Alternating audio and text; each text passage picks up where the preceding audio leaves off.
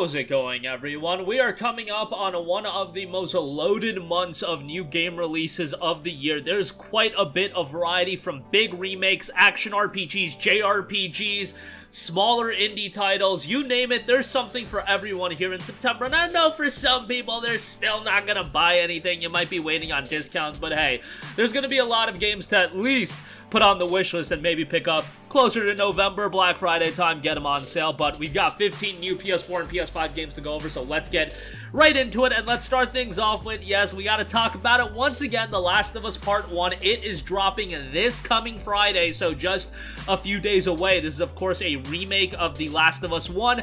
Whatever the case may be, everybody has their opinions on The Last of Us Part 1 at this point. Price point is too high? I absolutely agree with you. No factions mode? Absolutely sucks? I agree with you.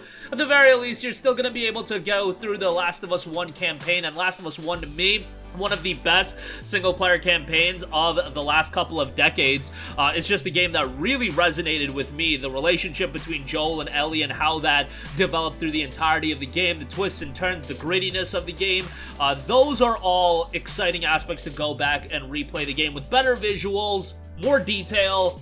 You've got more accessibility options, which is really nice to see Naughty Dog put a lot of emphasis on that. Can I understand if you're not going to pay $70 for the game? Absolutely. But once it gets down to south of 20 bucks or it gets added to PlayStation Plus Extra inevitably, at that point I think the game is going to be a very exciting one to go back and play through. But most of you guys have played Last of Us 1 at this point, probably multiple times. I bought the game twice already on PlayStation 3 and PS4. Buying it a third time kind of stinks, and I can definitely understand if you don't want to buy it. But once it's on sale or once it's on Plus Extra, I think a lot of people will check it out. Alright, moving on from that, we have a brand new action JRPG in a Valkyrie Elysium. This is one that was announced back at the State of Play show that was centered around Japanese titles. The game notes long ago, Ragnarok, the end of times, loomed upon the realms. The All-Father Odin, with the last of his strength, created an emissary of redemption, Valkyrie, her sole task being the salvation of a doomed world. Now, this does look to be a faster-paced action RPG, which is exciting to me. The game notes high-speed action RPG. Effortlessly soar through the battlefield and perform high-speed actions with the new Soul Chain system. Utilize a wide array of abilities and skills at the Valkyrie's disposal to unleash devastating combos. You can summon warrior spirits selected by the Valkyrie to aid you in battle as well. And obviously, the game will have an emphasis on the narrative. Super excited for the game, hoping it turns out well, and hopefully that means Valkyrie as a franchise is going to be persisting for quite a while. We'll see how this one turns out. Valkyrie Elysium is scheduled for a release on September 29th.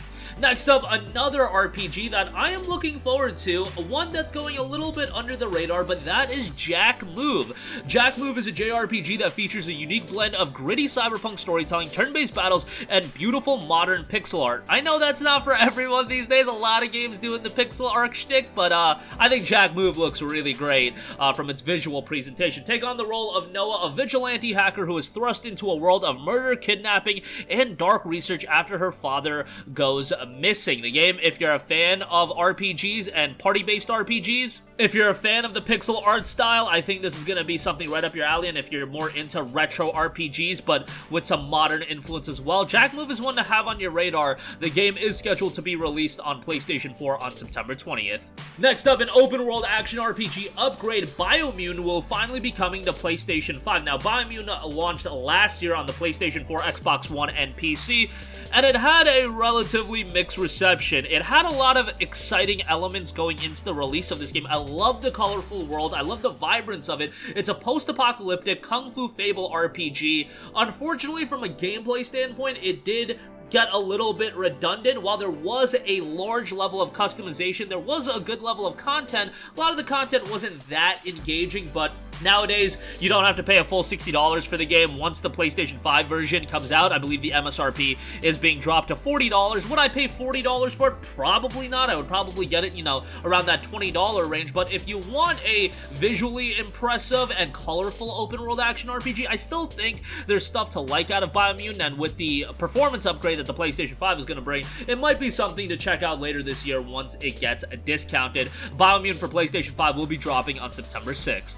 Next up, another pretty exciting action RPG, and that is Steelrising. Now, Steelrising is a game coming from Spiders, and a studio that I often mention.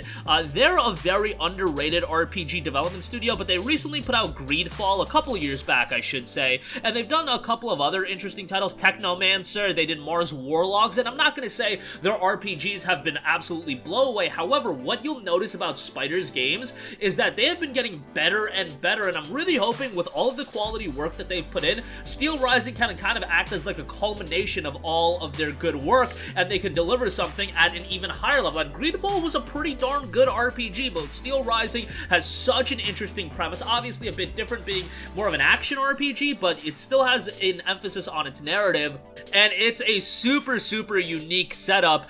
The city burns and bleeds as it suffers from the madness of King Louis XVI and his violent legions of automatons. Aegis, a mechanical masterpiece created by the engineer to be the Queen's bodyguard, must save the French Revolution in a challenging action RPG. If nothing else, you have to give them points for creativity. This is such a unique setting, and right off the top, it got me intrigued from that standpoint. You're one of the main characters of an alternative history where Paris is being choked by a tyrant king, allies and enemies with unclear motives. It's up to you to cut a path through all the plotting and put an end to one man's madness so that the French Revolution ends up succeeding. Again, super interesting premise. The gameplay, based on some of the early stuff we've seen, has looked good, maybe a little bit stiff for my liking, but hopefully with the final product it'll turn out rather good. Steelrising is dropping on September 8th. Next up, why not just keep the RPG train rolling? We got The Legend of Heroes Trails from Zero dropping on September 27th. Man, oh man, how excited am I for this. Now, let's not twist it. This is a game that is not a technical blowaway. At the end of the day, the game came out a long time ago, but it was never localized over here in the States, and it finally is. We are finally getting The Legend of Heroes Trails from Zero, and if you've been following this channel for a while, you know how highly I talk about Trails of Cold Steel. The world building, the character development in those games are just top-notch, and now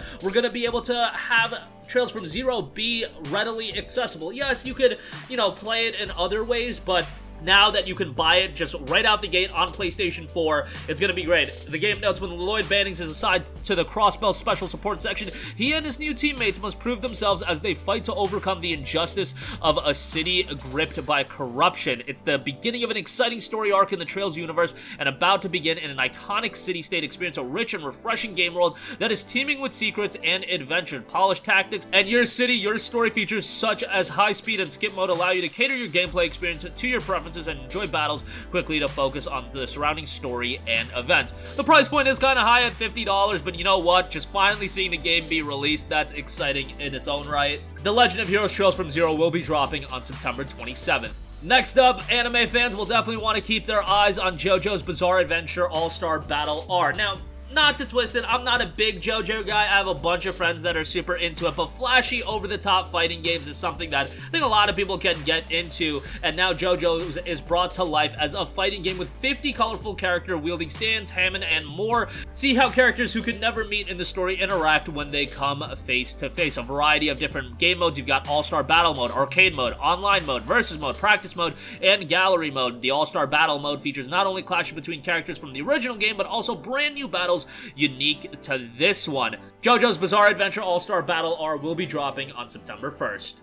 Next up, another action RPG and another new IP that I'm looking forward to, coming from Reply Game Studios and Modus Games. Soulstice is a brand new dark action RPG brimming with hidden mysteries, master a diverse combat system, and inhabit the dual forces of two sisters in a coming-of-age dark fantasy story with fast-paced action, vicious enemies, and spectacular boss fights. This looks to be a hack-and-slash game that anybody that's a fan of titles such as Devil May Cry are gonna be all over. It's flashy, it's over the top, and it's got a lot of style to it, but it also looks to have an emphasis on its atmosphere and its narrative, and a pretty interesting battle style as well. You'll have to fight in synergy, master the sisters, and master these melee attacks and otherworldly abilities. Combine their strengths to unlock powerful transformational abilities and tap into their true potential as Chimera. Explore a city in ruin, customize weapons and abilities, battle different enemy classes, and learn the truth of your origin. A dark story is noted as well. Soulstice will be dropping on September 20th.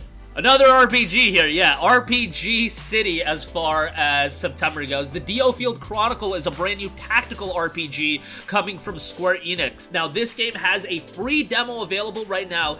If you have any interest in this game, or if you just have fleeting interest in the game, check out the demo. It does a pretty good job of introducing you to the world and the mechanics of the game, and you'll get a good idea of what the gameplay is going to be like, because this is a real-time tactics game. It's not like, you know, a chess game where you have to move your pieces and whatnot. It's a real-time tactics-based game with a lot of callbacks and obviously inspiration from other games, but it notes a gritty and immersive story brought to life with the latest technology, introducing real-time tactical battle, a new deeply strategic real-time battle system, the beginnings of a new strategy RPG crafted by a skilled and experienced development team. Based on the demo, really like the music. I think the soundtrack is fantastic. I like the voice acting, and it seems like it's got a big emphasis on an in-depth narrative. Like, they're putting a lot of work into this, and a lot of terminology was already thrown around. You do have a library that makes it a little bit easier to follow, but there's a lot going on in the world of Diofield Chronicle. Hopefully, with the full release and the full story unfolding, they could just keep a good pace going on for it. The Diofield Chronicle will be dropping on September 22nd.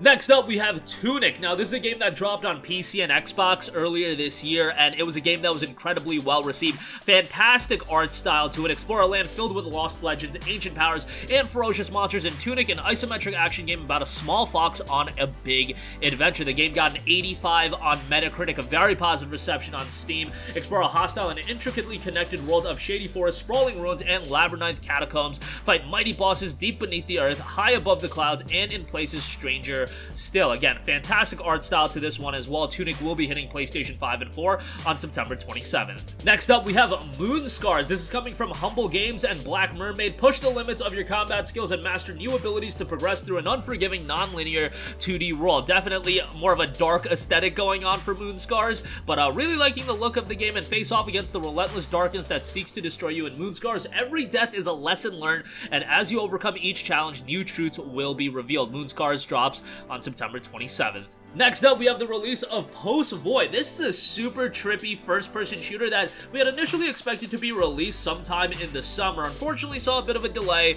It is looking to be dropping on September 29th, and the game is super cheap. It's a couple bucks on Steam, but it's got a really strong reception, and again, the art style is super trippy, and I think from that standpoint, it's definitely going to engage some people.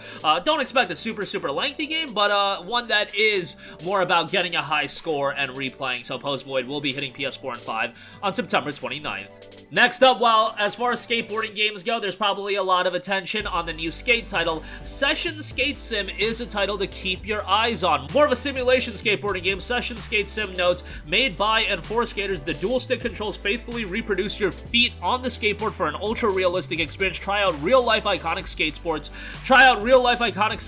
customize your skater and equipment with items from the top brand. The game has had a relatively strong reception on Steam in early access. The full release will be coming on September 22nd.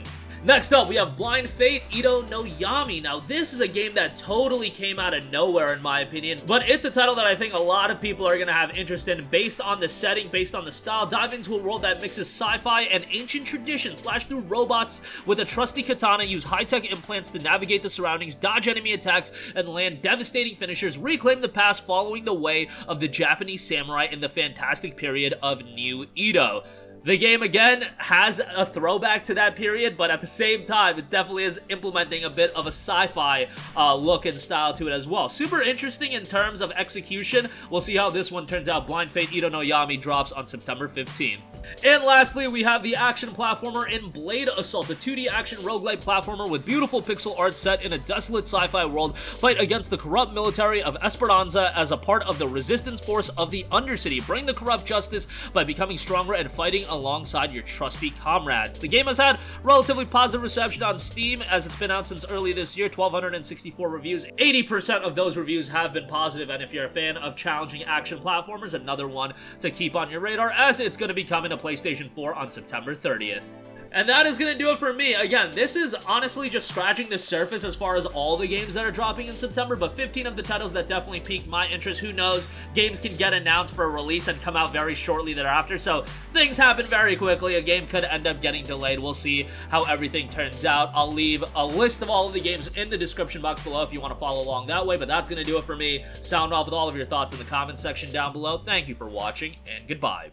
Hey guys, we hope you enjoyed the video, and if you did, make sure to hit the subscribe button, and if you're already subscribed, do us a favor and hit the bell icon. This way you'll be notified whenever we post a new video. That's the best way to keep up with all of our uploads, and we usually try to upload 2 videos a day. And with the bell icon hit, you'll be notified whenever we do upload a video. As always, thanks for watching.